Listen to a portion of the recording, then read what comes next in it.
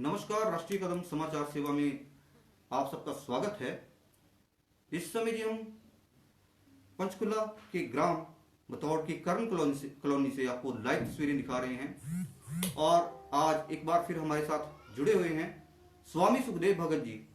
विजयदशमी के पावन उत्सव पर हम इनसे जानेंगे ये क्या बोलना चाहते हैं और इस एक बड़े मौके पर क्या ये संदेश मैसेज देशवासियों को देना चाहेंगे। तो करते हैं बात स्वामी सुखदेव भगत जी से। आपका स्वागत है राष्ट्रीय कदम न्यूज पे। धन्यवाद। जय श्री राम। अगर बात की जाए विजयदशमी की, विजयदशमी एक ऐसा उत्सव है, एक ऐसा त्योहार है सनातन धर्म में जब भगवान श्री राम ने रावण का वध कर लंका पर विजय प्राप्त की और धर्म की स्थापना की। तो इस पावन मौके पे सबसे पहले आप जनता को जो आपको देख रही है क्या बोलना चाहेंगे?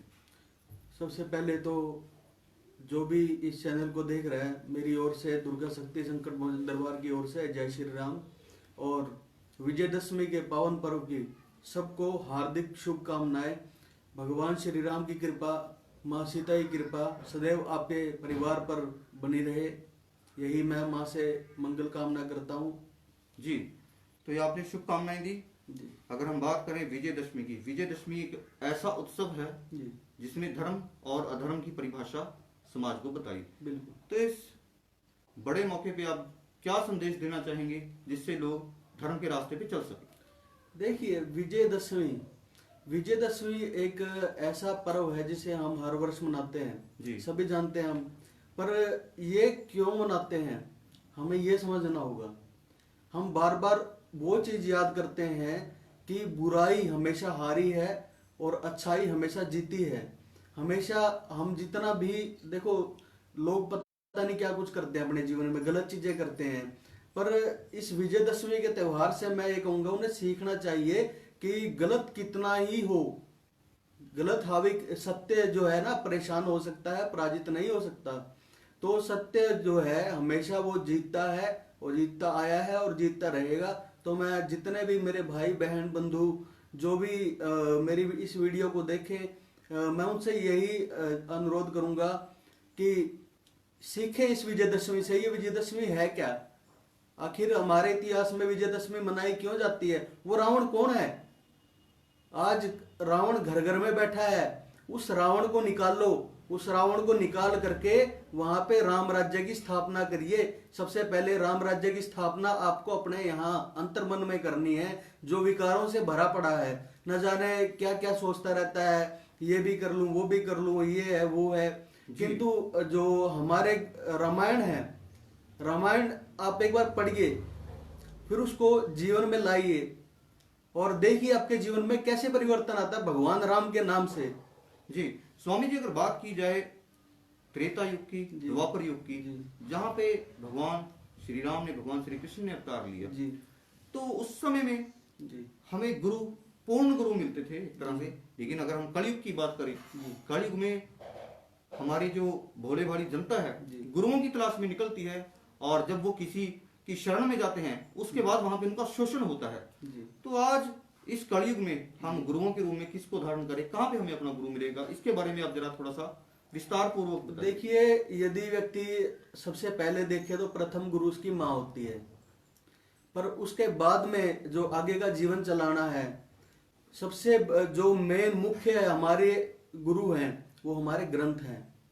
हमारे ग्रंथ हैं, रामायण है, गीता है, उन्हें जो है गुरु रूप में धारण करिए। आप गुरु ढूंढने की आपको जरूरत ही नहीं पड़ेगी यदि आपने गीता और रामायण का अध्ययन कर लिया। मैं ये बात दावे के साथ कहता हूं, क्योंकि कलयुग में पता था कि कली का युग आएगा, कलयुग आएगा, तो भगवान शिव ने अनेकों लीलाएं की, भगवान विष्णु ने अनेकों लीलाएं की। तो इन ग्रंथों का हमारे ऋषि मुनियों ने जो है उन लीलाओं को जो है कंठित भी किया और लिखा भी, और आज हमारे बीच ये गुरु के रूप में मौजूद है।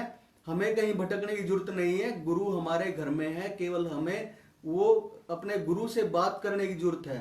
जी, यानी कि आपका ये कहना है जो हमारे प्राचीन ग्रंथ हैं, रामायण हो या गीता हो, इनमें हमें सभी शिक्षा मिल जाएगी। ये हमारे कलयुग में एक तरह से गुरु के रूप में हमारे पास मौजूद है। बिल्कुल बिल्कुल। तो हम भी आपकी इस बात का पूरा समर्थन करते हैं क्योंकि ये जो धार्मिक जो हमारे दो ग्रंथ हैं, इनसे हमें हमारे इतिहास की जानकारी मिलती है और यहीं से हमें संस्कार मिलते हैं। जी स्वामी जी, आप और कुछ बोलेंगे? हाँ, मैं एक बात कहना चाहूंगा, जो हमारी गीता है वो हमें मरना सिखाती है कि मरण कैसा हो, ठीक है। और जो हमारी रामायण है वो हमें जीना सिखाती है। कहते हैं, जिस मरने से जग डरे मेरे मन आनंद, कब मरी हूं कब पाई हूं पूर्ण परमानंद।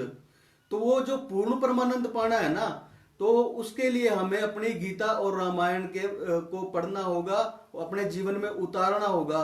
हमें जानना होगा भगवान श्री राम ने ये लीलाएं किस लिए की। ये लीलाएं थी भगवान की, तो ये लीलाएं किस लिए की, भगवान श्री कृष्ण ने ये लीलाएं किस लिए रची। जी जी, अगर बात की जाए आज के समय की, आज के समय में स्वामी जी इस मौके पे हम ये भी जानना चाहेंगे, धर्म और अधर्म की परिभाषा क्या है, धर्म क्या है? देखिए, सबसे पहले मैं आपकी एक बात काटता हूं, और मैं परमपिता परमेश्वर से प्रार्थना करता हूं, जो आपके राष्ट्रीय कदम चैनल के जो है संपादक महोदय हैं, उनको गोली लगी है, और माँ उनके अंग संग रहे, उनका साथ दे और वो जल्द तंदुरुस्त हो जाएं, मैं यही कामना करता हूं।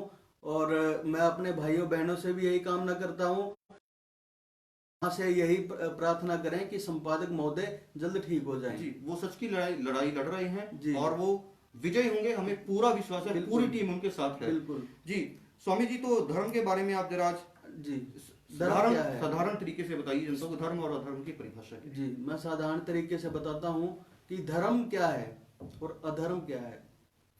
धर्म वो है, अभी हमारे ग्रंथों में लिखा हुआ है, गौ हमारी माता है, पर वो जब माँ हमारे दरवाजे के आगे आती है ना, हम उस माँ को डंडा मारते हैं, ठीक है। तो हमारे रक्षक, जो हमारे रक्षक, जिसे सबसे विश्वास पात्र कहा जाता है कुत्ता, जब कुत्ता आएगा ना उसको पत्थर मारेंगे, ये अधर्म है। तो जो धर्म है, कोई व्यक्ति भूखा है, अगर आपने उसे भोजन करा दिया, उसके भोजन की व्यवस्था कर दी, ये धर्म है। यदि आपने अपने माँ बाप की सेवा कर ली तो ये धर्म है। अपने ही परिवार में आप ये काम कर सकते हो, अपने ही बच्चों में बैठ करके ये काम कर सकते हो। और आज जो रिश्ते बिगड़ते जा रहे हैं, आपने देखा है, जल्दी परिवार अलग हो जाते हैं और अनेकों समस्याएं परिवार में आती हैं। तो मैं उनसे भी निवेदन करूंगा कि गीता और रामायण को जो है पढ़ें और जाने की रिश्तों की, धर्म की परिभाषा क्या है। जी, और विजयदशमी के पावन मौके पे एक बार फिर आप अपनी तरफ से शुभकामनाएं देना चाहेंगे? मैं अपनी समस्त माताओं, बहनों, बेटियों, भाइयों को यही कहूंगा, और कि जो मैं पहले भी दोहरा चुका हूं, इस विजयदशमी का महत्व समझिए कि ये विजयदशमी क्यों मनाई जाती है। अपने घर से उस रावण को निकालिए, राम राज्य की अपने घर से ही स्थापना कीजिए। आपके घर में परेशानी नहीं आएगी, आपके घर में दिक्कत नहीं होगी। देखो, बाकी तो कर्म का खेल है, बाकी तो कर्म का जो बोया वो काटना है, पर जो है नकारात्मक ऊर्जा आपके घर में प्रवेश नहीं करेगी। आपको जो है ये ढोंगी पाखंडियों के चक्कर में घूमने की जरूरत नहीं है। जी, धन्यवाद स्वामी जी, आपने समय दिया और एक अच्छा मैसेज, एक अच्छा संदेश आपने समाज को दिया, जिससे लोग ढोंगी पाखंडियों के कारण गुमराह ना हो और धर्म के रास्ते पर चले। धन्यवाद, आपने समय दिया। जिस समय हम मौजूद थे जी, ग्राम बतौड़ की करण कॉलोनी से आपको लाइव तस्वीरें दिखा रहे थे, जहां से हमारे साथ जुड़े हुए थे स्वामी सुखदेव भगत जी, जिन्होंने विजयदशमी के पावन मौके पर शुभकामनाएं दी और धर्म और अधर्म की जो परिभाषा है आज के युग में वो भी बताई, और ये कहा इस कलयुग में हमारे जो गुरु हैं वो हमारे ग्रंथ हैं, रामायण और गीता पे आप अध्ययन करें। आपको कहीं पे किसी गुरु को ढूंढने की जरूरत नहीं पड़ेगी, इसी में आपको सब कुछ मिलेगा। और अंत में हम आपको ये बताना चाहेंगे, जो हमारे संपादक अशोक भामरी जी हैं, राष्ट्रीय कदम के जो चीफ एडिटर हैं, आज उन पे जानलेवा हमला किया गया है। वो भी आज सच की लड़ाई लड़ रहे हैं। आप लोगों का समर्थन हमारे लिए बहुमूल्य है। आप लोग हमारे साथ जुड़ें और इस लड़ाई में हमारा साथ दें। हमारे संपादक साहब को लेकर तरह तरह की यानी कि गलत कुछ अफवाहें फैलाई गई थी, उन पे आरोप लगाए गए थे। जब वो साबित नहीं हुए हैं और कोई एविडेंस भी नहीं है उनके पास, तो आज जानलेवा हमला करने पे उतारू हो गए हैं। और हमें पूरा विश्वास है इस लड़ाई में राष्ट्रीय कदम जीतेगा, हमारे संपादक अशोक भामरी जी जीतेंगे। बने रहें राष्ट्रीय कदम न्यूज के साथ, हर कदम राष्ट्र के साथ।